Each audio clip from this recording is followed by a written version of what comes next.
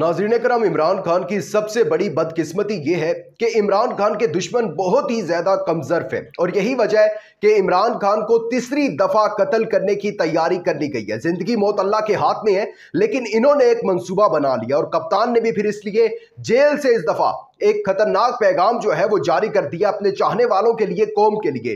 कौम को बता दिया कप्तान ने कि इन्होंने इस दफा कप्तान को कैसे कत्ल करना है, क्या मंसूबा है इनका।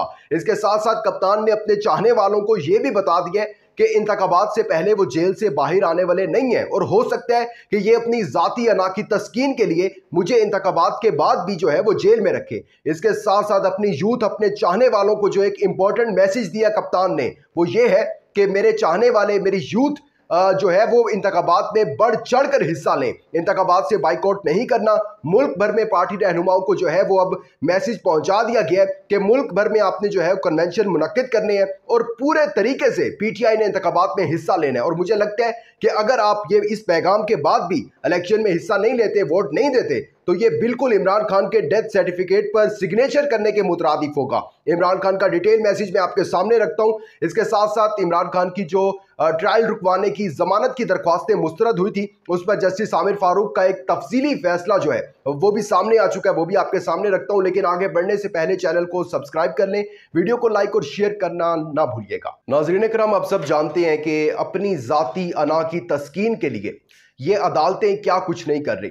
वही अदालतें जो नवाज शरीफ की चंद सेकंड में समाप्त करके नवाज शरीफ की 10-10 साल की सजाएं जो है वो मुअत्तल कर रही हैं, और वही अदालतें जो है इमरान खान को बेगुनाह जो है वो सजाएं सुनाई जा रही हैं, उनकी ट्रायल रुकवाने की जमानत की दरख्वास्तें जो है वो मुस्तरद की जा रही हैं। मैंने आपको कल बताया था कि इमरान खान की ट्रायल और जमानत जो है खारिज करने की दरख्वास्त थी वो रद्द कर दी गई है। और उसके बाद अब एक तफसीली फैसला जस्टिस आमिर फारूक साहब, मैं क्या कहूँ उनके बारे में, लेकिन उन्होंने एक तफसीली फैसला जारी किया। वो 14 सफ़हात पर मुश्तमिल एक फैसला है। मैं आपके सामने वो फैसला पढ़ता हूँ, देन हम उसके ऊपर बात कर लेते हैं।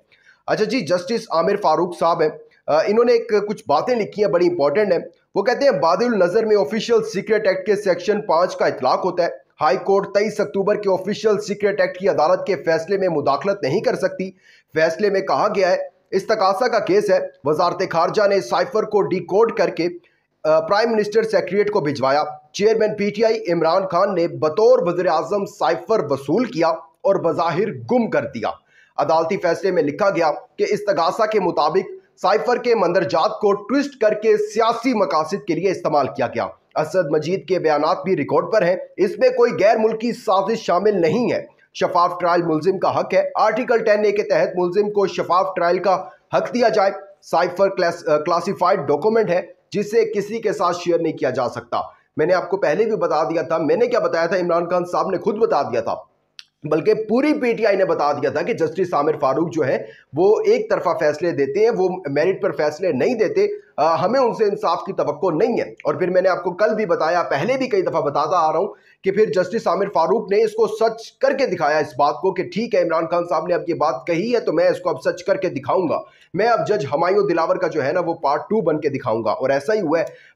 क्या क्या करेंगे ये अपनी जो है अना की तस्कीन की खातिर। और एक चीज़ बड़ी क्लियर हो गई है, इसलिए जितना भी फैसला आया है 14 सफ़हात पर मुश्तमिल है, और मैंने उसके सिर्फ अभी मेन पॉइंट्स आपके सामने रखे हैं, क्योंकि वो अगर मैं वो 14 सफ़हात आपके सामने रख दूंगा तो वीडियो काफ़ी लंबी हो जाएगी। खैर, अगर हम इसको पढ़ें और हम ये जज कर सकते हैं कि ये जो फैसला आया है ये अब सिर्फ नवाज शरीफ की जो एक ज़ाती अना है उसको तस्कीन तो पहुंचानी है। वो सफ़र सिर्फ उनको वज़ीर आज़म तक बनाने तक नहीं है, वो बल्कि अब आगे बढ़ चुका है इमरान खान पर जुल्म करने पर।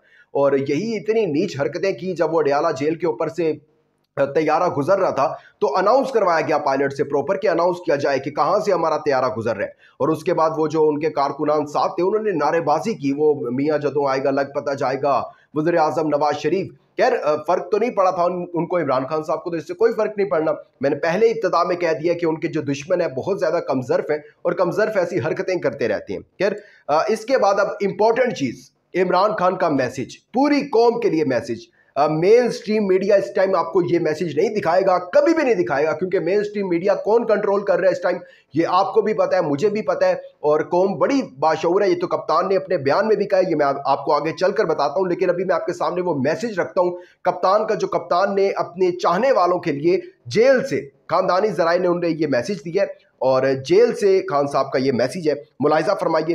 खान साहब कहते हैं, मेरे पाकिस्तानियों, चंद दिनों से मैंने अपनी आंखों के सामने कानून को मजाक बनते देखा है। जो कुछ मेरी निगाहों के सामने हो रहा है वो एक लंदन मंसूबे का ही अफसाना है, बल्कि एक लंदन मुआहदे का ही नतीजा है।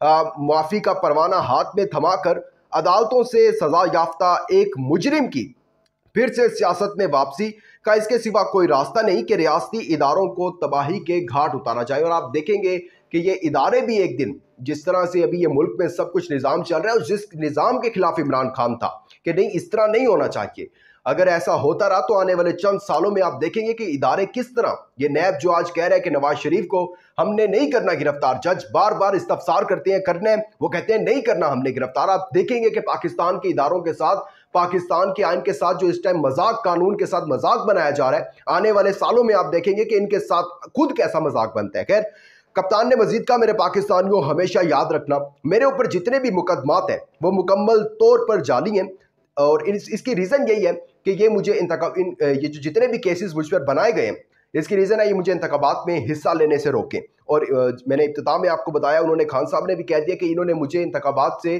पहले रिहा नहीं करना जेल से। अगर कोई इंसाफ पर कोई फैसला मेरिट पर हो भी जाता है ये फिर भी नहीं करेंगे, कोई और केस ले आएंगे। लेकिन मेरी कौम में बढ़ता हुआ शऊर इनको खौफजदा किए हुए है।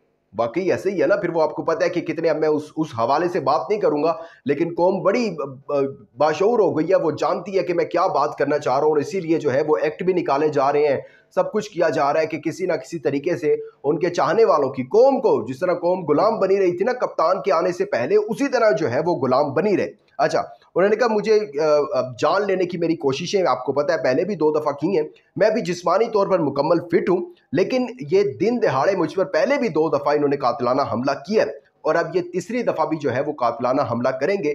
स्लो पॉइजनिंग आप जानते हैं कि वो मतलब कि खाने में जहर देकर और आहिस्ता आहिस्ता फिर इस तरह का कप्तान ने खदशा जाहिर किया कि खाने में जहर दिया जा सकता है कप्तान को। खैर, कप्तान ने आखिर पे कहा कि आज़ादी की लड़ाई जो है वो आपने खुद लड़नी है और हुक्म जारी ये किया कि आपने जो है जब भी इलेक्शन हो, अभी 28 जनवरी की डेट दी है, मुमकिन डेट है, लेकिन जब भी इलेक्शन हो, 1 साल बाद हो, 1.5 साल बाद हो या फिर 28 जनवरी को ही होते हैं, तो आपने ज़रूर निकलना है। और मैं पहले बता चुका हूँ कि अगर आप नहीं निकलते हैं इलेक्शन वाले दिन, पीटीआई को वोट नहीं देते, पीटीआई या किसी भी सियासी जमात को नहीं देते, क्योंकि कप्तान ने कहा कि जमहूरियत रखनी है मुल्क में और जो भी हो वोट हर किसी को देना है। अगर आप ऐसा नहीं करते तो इट्स मीन कि आपने इमरान खान साहब के डेथ सर्टिफिकेट पर सिग्नेचर किए हैं। अपना बहुत ज़्यादा ख्याल रखिएगा, अपना इंपॉर्टेंट फीडबैक देना मत भूलिएगा। दीजिएगा इजाज़त, अल्लाह हाफिज़ नासिर।